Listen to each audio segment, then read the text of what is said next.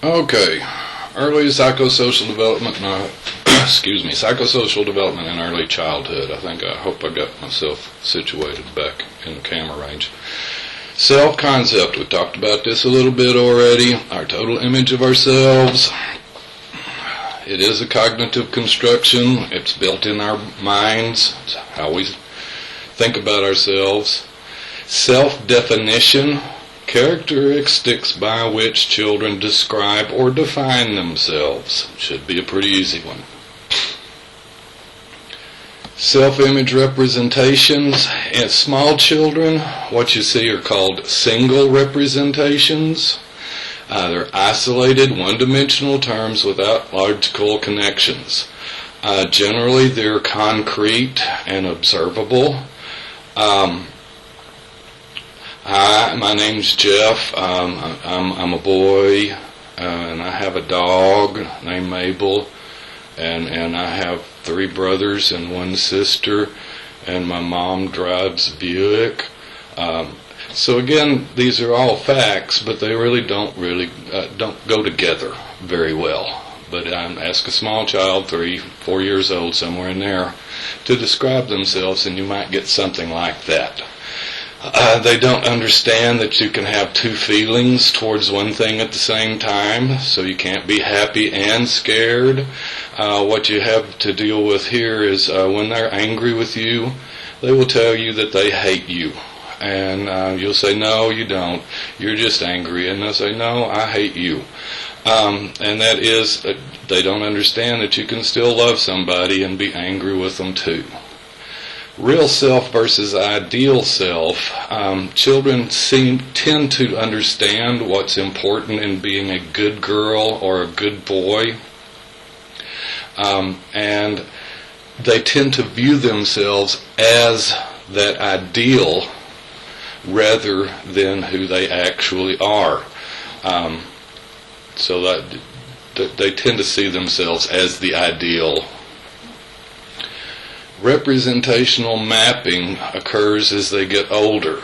This is putting the different representations together so that things are a little bit more, make more sense as far as it goes. I'm real athletic. That was not true, but it could be. I'm real athletic. I can do lots of things. I can hit a ball. I can kick. I can run fast. Just all the things that goes into athletics. Or I'm very smart and good at school and English. These tend to be in all or nothing, very positive terms. For young children, unfortunately, you do get some that already have a negative self-concept. That's something, particularly if it's picked up young, can have some pretty harsh consequences. This one, we do give our ideas and beliefs on how to define the self. A lot of Asian societies think that the communal, the group society is more important than self. So they teach very often compliance with authority, a sense of community and a connection with the community. We, European Americans, whites, Westerners, tend to look at reinforce individuality, self-expression, self-esteem issues. So we tend to put the individual over the society. Though there's lots of variation in that type of thing. A number of us are taught to listen to the adults and follow authority figures. Some of us aren't so much. And as a society, we tend to prefer the individual a lot of the time. Self-esteem is a big issue. It's not the end-all and be-all of being a child, but it is important as far as it goes. It is the evaluative part of self-concept, how you look at yourself as a person. So, are you good? Are you bad? is kind of what it is. And again, in childhood, or particularly early childhood, it tends to be both an all or nothing thing. I'm good all the way through, or I'm bad all the way through. And children really don't understand that some things can change. And just because you're one way now doesn't mean that you can't be another way later. So again, if you've got good self-esteem, that tends to be a positive thing as long as it's within reason. You need to understand your limitations also, but being able to overcome those limitations can be part of building self-esteem. If you already think that you are a bad kid, then you tend to think that you are going to be a bad kid forever, and bad in every way, and this is pretty harmful throughout life to a great degree. So generally my tendency is to think that it's much better to talk about behaviors than children. There are never bad children. That's a little bit of an exaggeration. But children in general are not bad, though their behaviors may not be acceptable. So focus on the behaviors. Helpless pattern. They did this with dogs, an experiment with dogs, and what they found was that you could teach dogs or people that nothing they can do is going to make them successful. That whatever they do, it's going to be useless or unacceptable. So if you don't encourage your child, if you don't reinforce your child's self-attitude, encourage them in achievement, but then be reinforcing when they are not successful. If the only time you give them attention, rewards, and such is when they try something and they are successful, then particularly if your expectations are very, very high, you may teach your child, or a child may be taught, that there's nothing that they can do to really win praise, reinforcement, attention from the parent. Fairly often, if they can't do it in a positive way, they'll figure out another way to get that attention. Children need attention, and if you don't give them attention when they're doing things you like, they're going to do things you don't like and get that attention that way. So helplessness is not a real positive thing as far as it goes. Again, small children tend to think that things are not changeable, that if they are bad now, they will always be bad. As they get older, that may change, but it kind of depends on what kind of opportunities to succeed and fail and then succeed that they're given. Self-evaluative emotions, these are things that how we evaluate ourselves. Children start to build on these, start to understand these. They are kind of an indication that the children are internalizing the social rules of our culture and area.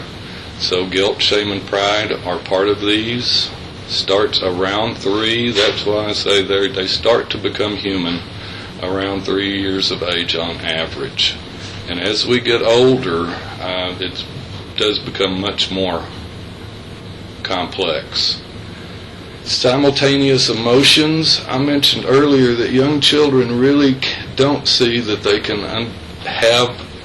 that people can have two emotions at the same time. If they're angry, they hate you. If they're happy with you, they love you. After time, they are able to understand that you can hold more than one emotion, but generally it's that you have to hold the same kind of emotion. Yes, Mom, I'm happy with you, and I love you.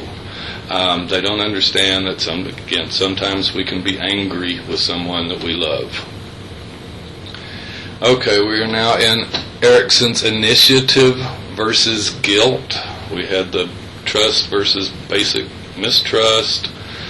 Oh, what's the other one? Initiative versus, I think this is number 2. Oh, I can't remember. I'm not going to look it up right now, so I'm not going to worry about it. This is his next one, initiative versus guilt. There's a struggle between initiative, which is, it's shame versus autonomy. That's it. Shame versus autonomy, or autonomy versus shame. There, I thought it was there. This is the next step. We go from shame, which other people put on us, to guilt, which is internalized shame. We now know the expectations, and a lot of the time we don't have to have somebody to shame us, to make us feel bad. When we know that we did something wrong, we start to feel guilty. Some people not, some people yes. Initiative, again, as the 2-year-old is going to want to become more autonomous, and now children are going to want to plan their own activities, initiate things, and do things that are not quite as parentally directed. So again, they're going to want more, you're going to need to give them more, or parents need to give them more, but we also need to give them the guidance and the boundaries that are appropriate to their activities and to their levels. The virtue is purpose, the courage to envision and pursue goals without fear of punishment. I don't really agree with that. If you don't have to fear punishment, then that's really not courage. It doesn't take courage. If there is no fear of punishment, but let's say maybe the courage to deal with it without undue punishment. You as the parent need to make sure that the punishment, natural consequences or the induced consequences of their behaviors are not inappropriate, that they are fit the situation. So again, you won't let your kid run out in front of a car, because that is the punishment there would be too much, but you might allow them to be punished in other ways. You don't generally don't learn to walk without being punished by falling down a few times. So children are going to need to deal with natural consequences. Gender identity, they're starting to generally pick up on it by about 2.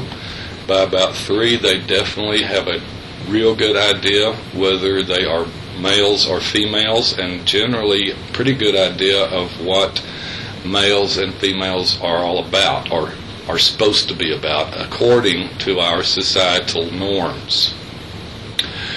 We talked about how we started identifying genders in infants. Is it a boy or is it a girl is one of the first things. We talk to them different, we play with them differently, we buy different clothes for them, decorate their rooms differently, and generally kids are fairly stereotypical, but there is lots of variation, and a lot does have to do with what you buy. Some people are not okay with their girls playing with Tonka trucks or G.I. Joes or playing soldiers, that sort of thing, and they're not okay for their or they're not okay with their boys playing with dolls or kitchens or playing house, that sort of thing. So that tends to reinforce stereotypes. But even if you are real fair and allow them to play with the toys they want to and make those toys available, girls tend to go towards dolls, quieter activities with smaller groups. Boys tend to go with louder, more boisterous activities and larger groups, and most of them tend to stick with their same sex. They are homosocial. Try that one with your friends. Yeah, I just heard that kids tend to be homosocial. That just means they play with the same, interact with the same gender, usually. Gender differences are very small. I mean, we can see some definite differences. I think I've mentioned it. Boys are outies, girls are innies most of the time.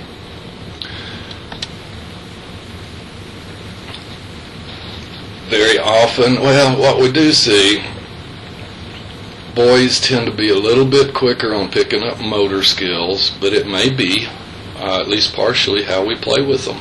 We encourage those kind of skills by bouncing them around and wrestling with them and such. We also tend to reinforce that physical activity. Girls tend to be better behaved and better focused, but then again, when we cuddle with them and ooh with them and goo with them and that sort of thing, we're kind of reinforcing those kind of behaviors. As far as thought processes, there's very little that's noticeable, particularly in early childhood. Gender roles, behaviors, and attitudes that a culture considers appropriate for males and females. Generally, these roles are transmitted first through the parents, but then the rest of the family will reinforce them. Also, teachers, other children are going to reinforce these roles a lot of the time. Gender typing, the process is the process by which children acquire a gender role. That, we teach them what type they should be. Gender stereotypes, and children do tend to be stereotypical in their views, are preconceived generalizations, generally overgeneralizations about males or female behaviors. They used to be much more polar as far as it goes. Women were expected to stay at home and nurture and raise kids. Men were expected to go out and work. Women were nurturing. Men were aggressive and competitive. We now understand that most of those differences really are just socially induced. There are a few of them that have to do with what sex you are as far as tendencies, but any real difference in males compared to females in most things, it's based on learning rather than actual what's going on in their bodies and brains. Okay, is gender biological or is it induced? I'm talking about that, huh? Many cultures have similar gender roles, but in the past, before real global communication and interactions were around, there were a number of cultures where the roles were reversed. Men were the subjective and women were the dominant, and the warriors, that sort of thing. So this may not be just the fact that cultures may have similar roles, may come from a social situation that occurred either in the distant past or within the last couple of 100 years. We do see genetics, XX or XY, hormonal. Most women produce mostly estrogen, progesterone. Guys, it's testosterone. There's others that go, women have a little bit of testosterone, men produce a little bit of estrogen, but when you look at it, that's the most how it goes. Neurological evidence, there are a number of brain activity and maybe a little bit of brain structure differences, but again, we're really studying that. Women tend to think with more of their brain and usually include emotion as part of their consideration. Women's brains tend to be a little smaller than men's, but they're packed tighter. They have more neurons per centimeter than men's do. So they may have a little bit smaller, but they may have more in the package. Gender reassignment, at least 1 in 2,000 infants are born with ambiguous sexual identity, and so generally the best practices in the past has been to see what they look like the most and assign them as either a boy or a girl. I had to do very often with clitoris penis length, because if it was short enough, you go with clitoris. If it was long enough, you go with penis. Other indicators. And particularly before we could do chromosomal studies, they did some of this, but they look at chromosomes maybe as part of this process, but a lot of times it's an appearance thing, and it's kind of interesting. The decisions as far as are not looking at a biological perspective, they're really looking from a sociological perspective. What the best practices has been to reassign, by 18 months, reassign an infant with ambiguous gender identity or sexual identity to either a boy or a girl. And the thought is, well, before 18 months, they don't know what the difference is between boys and girls, so it really doesn't matter. You just cut them or stitch them or do what you need to and raise them as either a boy or a girl. Problem with that is it does not work. Many people who have been reassigned to the wrong, quote-unquote, sex have grown up and had major issues. There is now a movement by people who were reassigned in infancy and toddlerhood to change the best medical practices to waiting until the child is allowed to make their own decision when they reach adulthood or close to adulthood. The other argument for doing it in infancy, the reassignment in infancy, is that the kids will be teased when they get to school.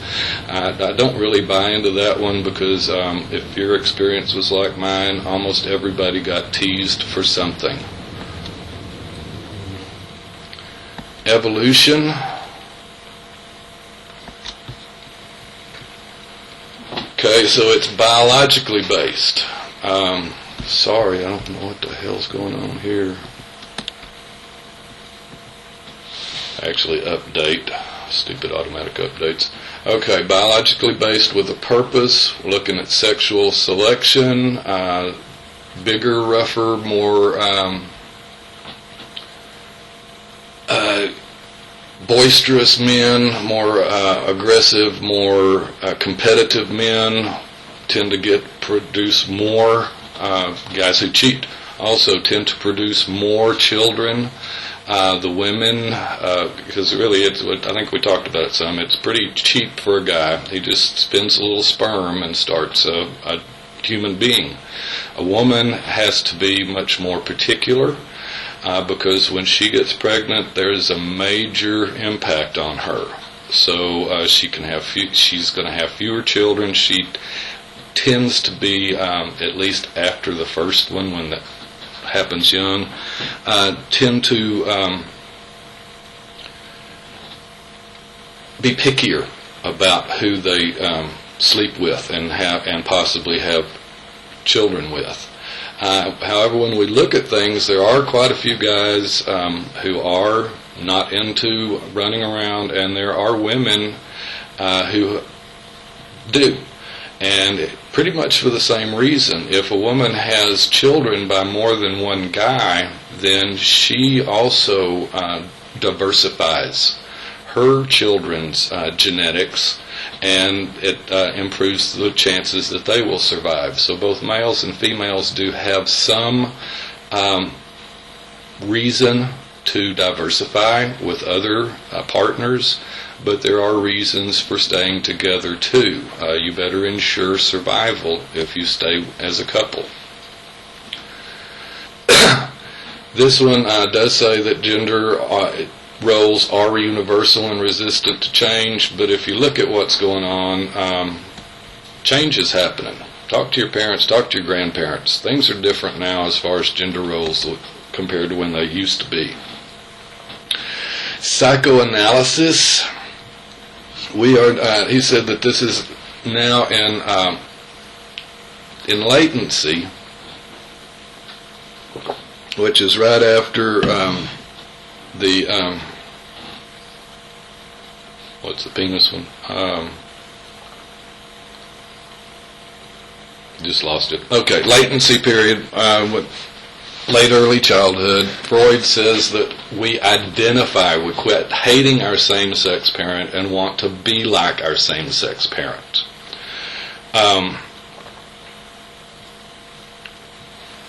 Stop being Oedipal and start liking your dad. Children do kind of hit that as far as it goes. I think I mentioned some of the jealousy in children towards our, let's say, competition between same-sex children and their same-sex parent. After they grow out of that, generally boys want to be like dad and girls want to be like mom.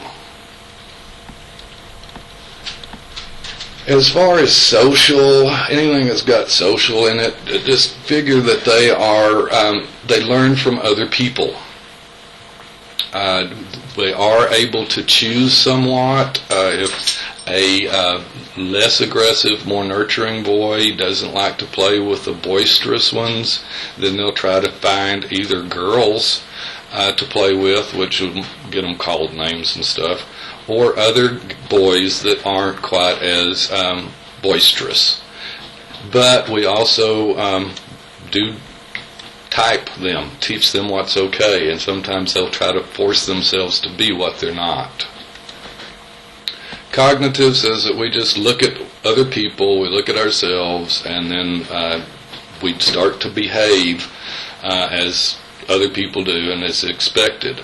And if you look at that, there's a lot of social in the cognition as far as it goes. So those kind of really blend in together. And it's probably a mixture of all of them. Kohlberg, gender constancy, says that when children start to learn their identity, somewhere between 2 and 3, or around 2 and 3, they start to understand that they are a boy or a girl. But they don't understand that they're going to grow up to be a man or a woman of the same sex. They generally are guided by appearances. So if you have a little girl who's been dressed up, long hair, dressed up in bows and frillies and things like that, and over the weekend parents take her and have her hair cut short, and when she comes to school she's wearing t-shirt and blue jeans and blue tennis shoes or something like that, a lot of her friends will think that she has been changed from a girl into a boy. They don't understand that we stay the same. Gender constancy comes a few years later when they understand that little girls cannot grow up to be a daddy and little boys cannot grow up to be a mommy. Well, that's not strictly true anymore, but that's how things change. Socialization, these are the things that influence us in our gender roles. Family is probably most important, particularly at first. Then as you get into school, preschool activities with other children, then they start to become important. Cultural differences. Some cultures have a much more defined separation between what's masculine and what's feminine and what's acceptable in either situation. Again, the United States has had pretty strict ones. We are, Western is kind of getting a little bit more flexible as time goes on, probably globally in a similar way. Okay, types of play. Playing is a child's business. I wish we let them do more of it. We really have them, and we'll talk more about that later. Infants do functional play. This is things that get us ready to do things. That's why they move around. That's why their arms around. That's why they kick. That's why they roll over. They're doing these things to get strength and coordination in these things. And then as we get older, we do other things that are functional. If you play a sport or something, you want to condition your body, you start repetitive movements. You throw the ball, you catch the ball. You throw the ball, you catch the ball. You throw the ball, you catch the ball. You're trying to not only get your muscles strong, you're trying to teach them the movements that they need to know for whatever sports you're dealing with, or dance, or whatever the situation might be.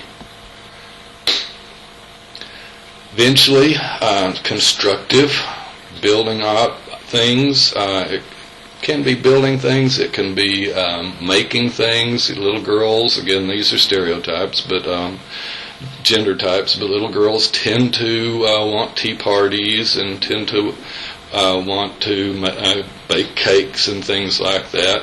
Boys tend to want to build things, though they generally want to throw them at least as often as build them. Dramatic comes later. This shows learning, shows deferred imitation, shows memory. So just thinking improvements. Barton, the social dimensions. Infants tend to be unoccupied until they start to learn that they can interact with their environment. Again, that thumb comes into their mouth generally for the first few times just because it happens to during unoccupied behaviors. Then infants, as they're able to move and start to interact some, very often they'll watch other kids playing, particularly other children, other small children. They'll learn to play by themselves with whatever they're playing with. Parallel play, I think I mentioned this when I was talking about empathy and toddlers. Toddlers don't play together. They may play in the same area with the same types of toys, but they are not playing together. They are just there. Associative play, where you might cooperate, you might do something together, play a game, that sort of thing. Some interaction is required. Then cooperative play, where you have to play together to deal with the situation. So in solitary play, little boys or little girls, either one, if they're in solitary play, they may actually go ahead and have a tea party, but generally the tea party will not include any other human beings. Imaginary companions, boys are more likely to have them than girls are more likely to have them than boys. Girls tend to be human beings. Boys tend to be either imaginary animal characters, that sort of thing. Calvin and Hobbes is probably the best example. I recommend not trying to squash this. It seems that having imaginary companions are very positive in most ways. The kids are more imaginative, possibly because you have encouraged or allowed them to be imaginative. More cooperative with others because they have practice even when they're alone. More fluent with language because they have somebody to talk to all the time, not just when they're together or when they're with someone. Watch less TV because their world's more interesting than TV. More curiosity and excitement is good. An imaginary companion very often gives more of a base, more sense of security to kids because they are never alone. When Calvin and Hobbes went to play, if the monsters went after Calvin, Hobbes was there to kick their butts. If Calvin broke something, Hobbes was somebody to blame it on. So it tends to be positive for kids. Influences, boys tend to be more active, girls tend to be more structured, quieter. Again, there's lots of overlap. There are lots of very physical, active girls and lots of structured, by-the-book boys. A lot of it does have to do with the culture. Okay, evolutionary basis of play, it tends to be considered practice for the world that they're going to grow up into. So when you look at the activities of small animals, they mimic the activities of the older animals. Those lion cubs playing and wrestling and grabbing each other with their little claws and grabbing each other's throats with their teeth, they're really, really cute to each other and on TV, but they're really not cute when they grow up and use those same claws and teeth on a gazelle or something like that. So it is practice. We practice interactions with people, other people, cause and effect things. It does help with development of coordination, bones, muscle. You need that exercise.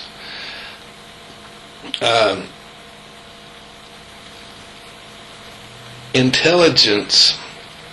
If you look around, animals play, particularly young animals. And the more complex the play, the more intelligent, or the more intelligent, the more complex the play.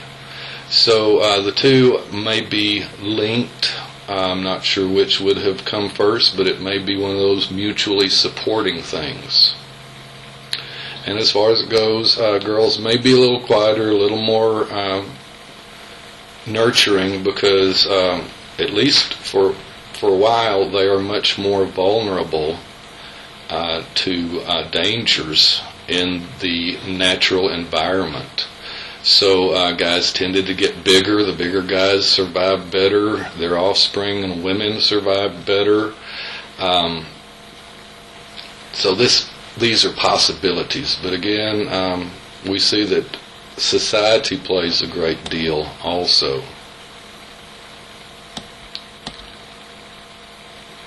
Okay, discipline, reinforcement, and punishment.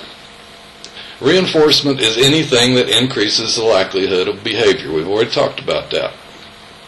In reinforcement, you can have tangibles or intangibles. Tangibles are things that you can count, see, that sort of thing. Candy, money, stickers. You can further break this down into primary and secondary reinforcers, but let's not go there. That's getting a little bit more complicated than we need to. But if you look at that, candy most kids find to be pleasing all by itself. Money we have to learn to like. I mean, if you give a baby a piece of candy, they'll suck on it and enjoy it. If you give them a dollar bill, they'll eat it. They don't understand that money's worth something, but very quickly they start to understand that money's important. Intangibles, I don't know that really hug might be more tangible, but let's go ahead. Again, tangibles are things that you can weigh, you can look at, stay around, that sort of thing. Intangibles, praise, hugs, extra attention, these are extremely important to most children. Do know that some children don't like to be hugged, don't like that extra attention. Also know that some children will misbehave, have learned to misbehave to get attention, and so you may need to make sure that you're not reinforcing when you think you're punishing. Internally, sense of accomplishment. Generally, it has to do with socialization, and what you've been taught is important. So by doing something, helping somebody, building something, accomplishing something, you feel good about it. That's called intrinsic also. Extrinsic and intrinsic. Punishment, isolation or denial of privileges. Anything that tends to make decrease the likelihood of a behavior reoccurring. So timeout, taking away privileges, taking away the Game Boy, taking away toys, taking away grounding. These are all punishment. Corporal punishment is the use of physical force. Let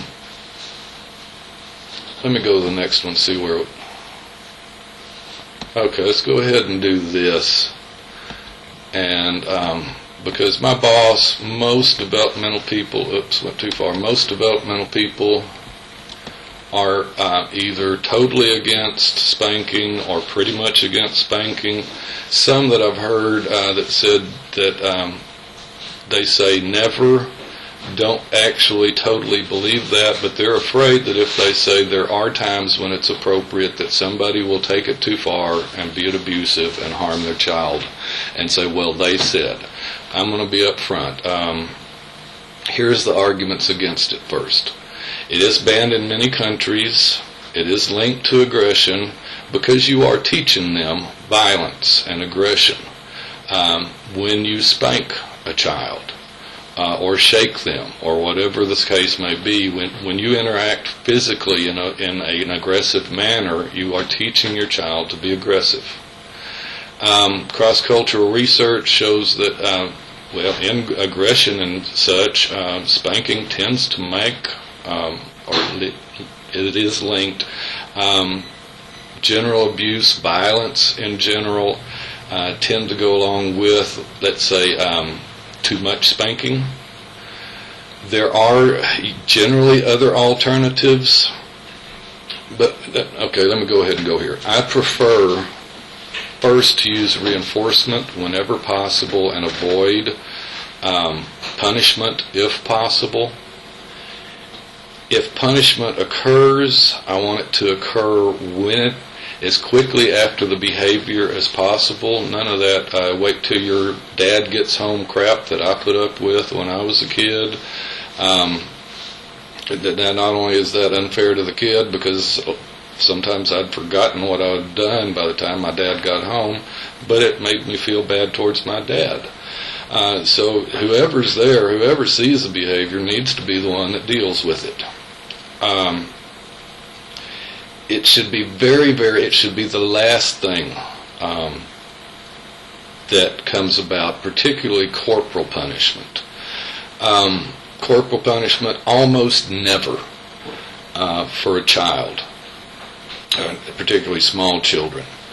I prefer natural consequences or consequences that are naturally linked to the behavior. If they throw a game control, then they aren't responsible enough to play with the game control or other electronics, so they lose the electronics. If they hit somebody, I wouldn't spank them for hitting somebody or biting somebody because you're teaching them aggression. Slap them around saying, spanking them, don't ever hit your brother again. You're teaching them something different. Lots of times natural consequences work, and you don't have to do anything. I'm going to cut this story short because I want to get this done. I let my children, I let one of my children fall into an icy stream one time. I knew he was going to do it, but he seemed intent on falling in it, and so I decided to let him do it. I had another child who did the same kind of behaviors with a street. He would start running towards the street, and we would try to stop him, and we'd do all the things they say to help children empathize, and we'd tell them, oh, please don't do that, you'll be hurt, and you'll hurt our feelings, and we'd be so sad without you, all this sort of thing, but the kid thought it was real fun. I thought the whole thing was a game. So I did swat his behind one time when he headed towards the street. The natural consequences of falling in the creek was he was cold and wet. The natural consequences of running into the street was he was going to be maybe dead. So if he wouldn't fear running into the streets, I wanted him to fear me. I won't say that was the best way to do it. It's how I did it. I really have tried very hard not to get aggressive with my children unless it was totally, absolutely necessary. I'd rather not punish them at all. But sometimes that's a necessary thing. Different types of discipline. Power assertion. This does include spankings. This is more appropriate in smaller children. You need to kind of wean them from that sort of thing. It's like with reinforcement. You reinforce them with the physical things at first, and then you wean them from those more to internal things. You want to do the same things with the discipline as far as it goes. Because the problem with punishment is if you're not there, you can't do it. You have to wait till another time. So it really, punishment very often just makes the behaviors go underground. They get better at not getting caught rather than actually stopping their behaviors. So anything in power, I'm the dad, that's why, because I told you to, those are power assertions. Withdrawal of love, please don't do this one. No, you got to love your kids. Excuse me, all the time, unconditionally. This is just, they only get the love, the hugs, the acceptance, the esteem builders when you act the way or when the children act the way their parents expect them to act. Again, that can lead to helplessness, feelings of helplessness, and really violation of trust issues. We're working towards, so we're not setting up here a 3-step way to do it. Blow off, withdrawal of love. Power assertion for smaller children with working towards inductive techniques. Reasoning, setting limits, explaining what those limits are. It's part of helping the child understand that there are limits always. There are limits, there are consequences to behaviors, and you want them to think about that. Things like, okay, how would you feel if somebody hit you? Again, we don't let people harm you. We can't allow you to harm your brother. Again, there are rules. You explain the reason for the rules. We'll talk more about that because it is a fairly complicated thing. As part of it, it's giving them choices. Would you prefer to do this or this? Letting them have input as to what consequences might be as far as things go, and with proper teaching and luck, you get them to start regulating their own behaviors instead of you trying to do it all the time. Okay, Brahmind had parenting styles, and I'm going to use stereotypical type things and more extremes because they kind of help remember some of these things. So these are again tendencies. Authoritarian tend to, look at that, authoritarian compared to authoritative. The way I remember it is totalitarian or librarian have to do with places that have lots of control, lots of rules, and just one or two people are in control. Authoritative, I think about legislative. In authoritative parenting, the parents are in charge, but they also want these children to be willing to be able to challenge sometimes. They want the children to have some input, and it's not all about what I said type of things. Stereotypical authoritarian,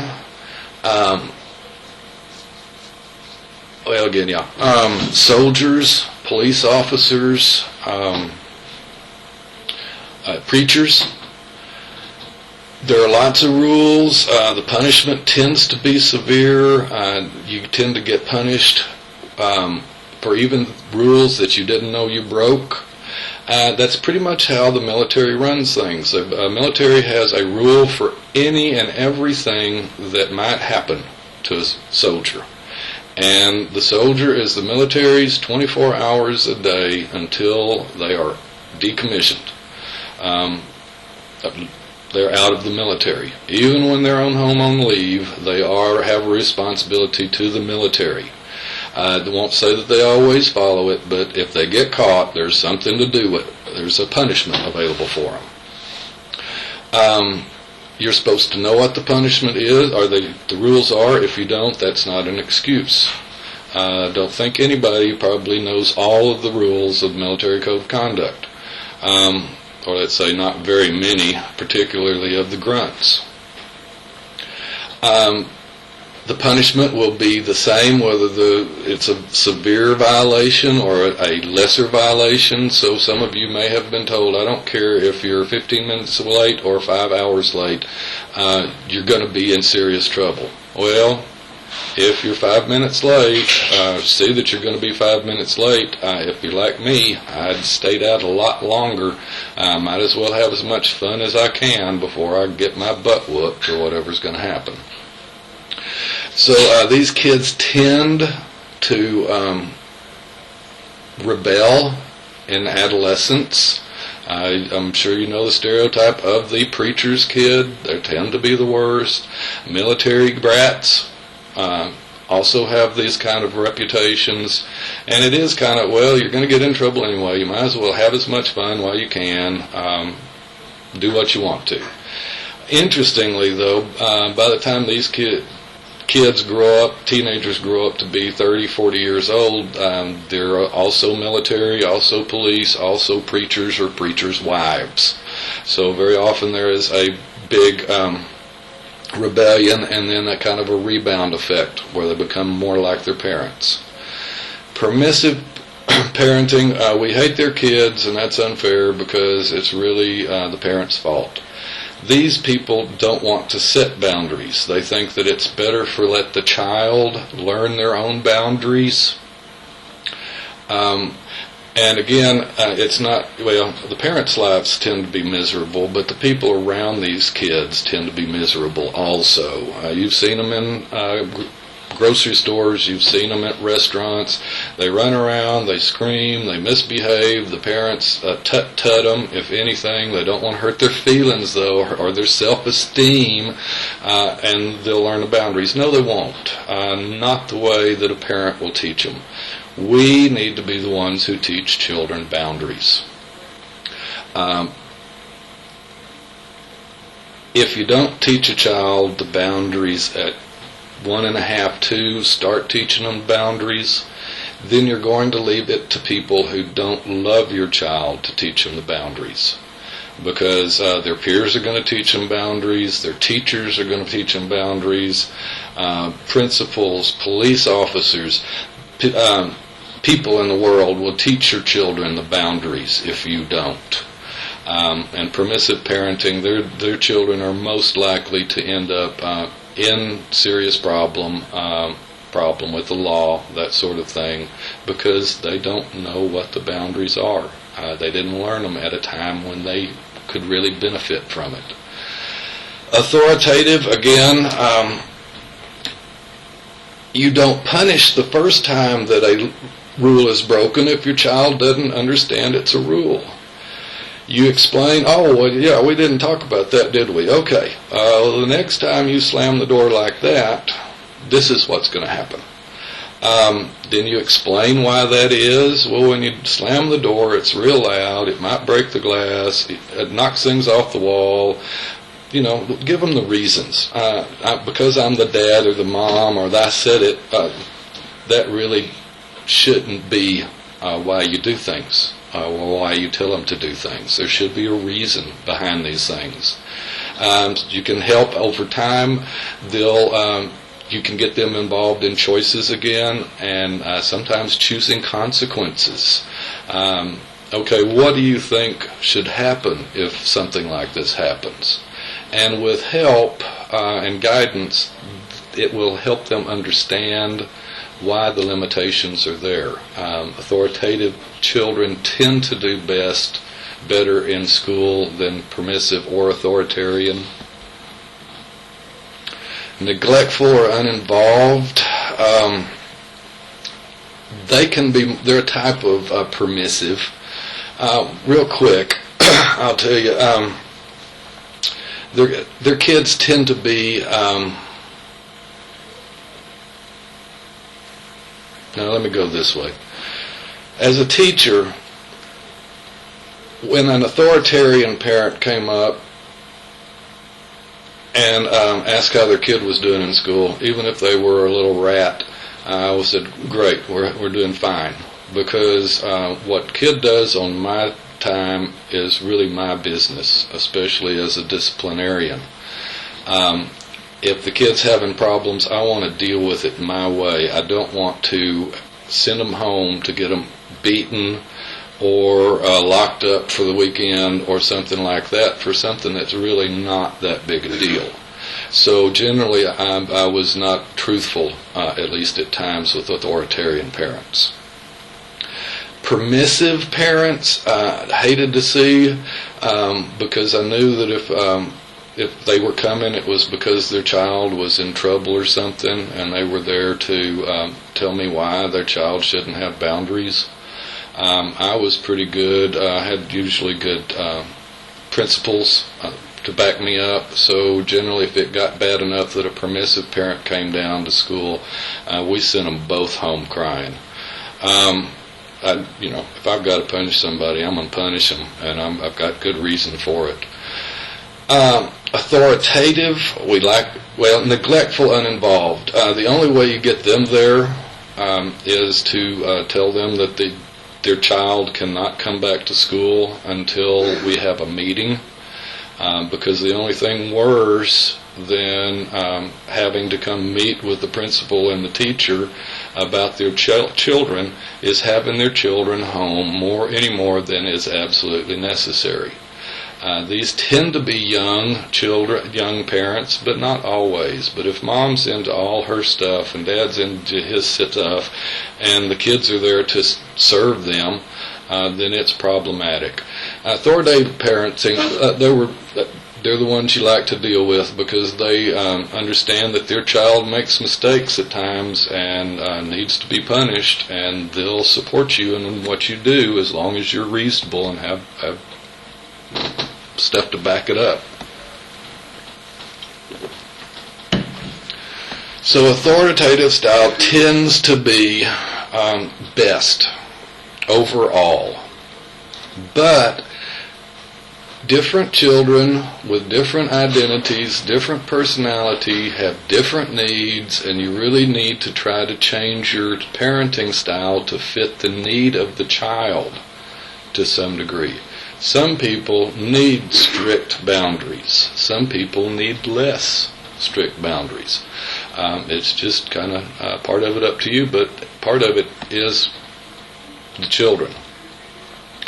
Okay, some of the things that we tend to want to do, again, sometimes people don't want to do these things, and they don't want their children to do these things.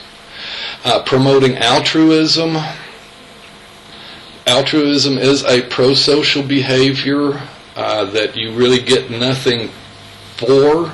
As a teacher, I'm pro-social, but I get paid for it. Soldiers protecting us, cops protect nurses, doctors, people who do things that help society get paid to do those things.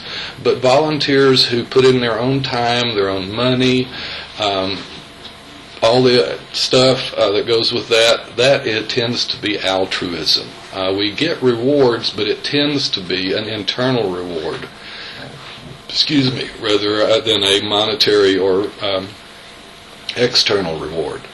Reducing aggression is something that most parents want to deal with, but not all. I've had parents who taught their kids, don't ever let people say mean things to you, call you names, beat the hell out of them. If you don't beat the hell out of them at school, I'm going to beat the hell out of you when you come home. Those parents aren't interested in reducing aggression and probably aren't real interested in promoting altruism. Doing a pretty severe disservice to their children lots of times. Aggression. This tends to grow, but again, children and adults are very similar. Infants and adults are very similar sometimes. Okay, instrumental aggression tends to be an early childhood thing. A 2-year-old goes over and takes a toy away, not to be mean to the other child, but to get the toy. Lots of times we do grow out of this, but we're in at least we've started 2 wars. We're engaged in 2 wars. Those are definitely instrumental aggression waged by adults. Overt aggression tends to be more of a boy thing, though if you've seen a girl fight, you know it can go different. Relational aggression tends to be more of a girl thing and tends to have longer negative circumstances. I'm not going to get real into it now. We're going to talk about this through adolescence because this stuff gets meaner as time goes on, at least for a while. But boys tend to be more overt, physical in their aggression. Girls tend to use words more in their aggression and relationships, cliques, groups, that sort of thing. So, and when you look at both of them, we're a bunch of us, both boys and girls, are pretty aggressive. Sources of aggression: frustration, stress, anger, desire for something. Triggers kind of depends on the person. What I look at mainly, besides the fact that, we all have triggers. I used to want to beat people up for talking bad about my mama. It really didn't matter much besides the fact that they were talking about my mama, but, I felt threatened. I will say that we as a culture and a society are very into aggression. We talked about that before. You see aggression and violence all over. The movies show, cartoons show aggression and violence. The movies show aggression and violence. The videos show aggression and violence. And very often that's how you solve the problem, is you blow the hell out of them. Mention the gender differences. Boys tend to be a little bit more outward. Girls tend to be more relational. Childhood fears, they tend to be fairly normal fears and fairly understandable fears. If you read these, you'll notice that a lot of these adults are afraid of. So, what can you say? You can help them work them through it sometimes. Brothers and sisters, generally good practice for later on in life and other relationships. There is a lot of squabbling and fighting, but there's also love and caring. If you had siblings, particularly older ones, they may have felt the same way about you, or you about them. If you were the older one, nobody can pick on my brothers or sisters except me. So I'm going to take care of them. And sometimes it's worth playing with them. Older siblings tend to initiate more interactions. That's because when the younger siblings try to initiate more interactions, they're told no, go away. So let's say successful initiations or interactions occur from the older siblings. Younger siblings want to be like their older ones, though it's not a hard, fast rule, it's tendency. Siblings tend to get along better when mom's not around, because if mom's not around, then there's no attention to be gained. As a dad, I tried real early to teach my children that they really didn't want my attention during the squabbling. If I was going to get involved, I was going to try to make sure that everybody was unhappy with Dad getting involved. No winners. Yeah, getting Dad involved, no win situation. Only children tend to do better or tend to do well. One student mentioned in class, only children, the only people that a lot of them talk to, particularly early on, are adults. So they tend to be more adult in a lot of ways. Playmates and friends tend to be same sex, tend to be like each other most of the time. You look at SES, race, all these other things, they tend to be very similar to each other. Again, this is good practice for later relationships. Learn to get along, problem solve, empathy, how other people feel. Also, friends give us some protection when we go to school and stuff. If bullies pick on lonely or loners, so if you've got friends, you've got somebody to cover your back. You've got reasons to go to school, to socialize, if you have friends at school. Self-validation. I'm sure that you have bitched to your friends about your parents or teachers or somebody else. If not, your kids are going to bitch about you, I can almost guarantee you. Okay, that's done on that one.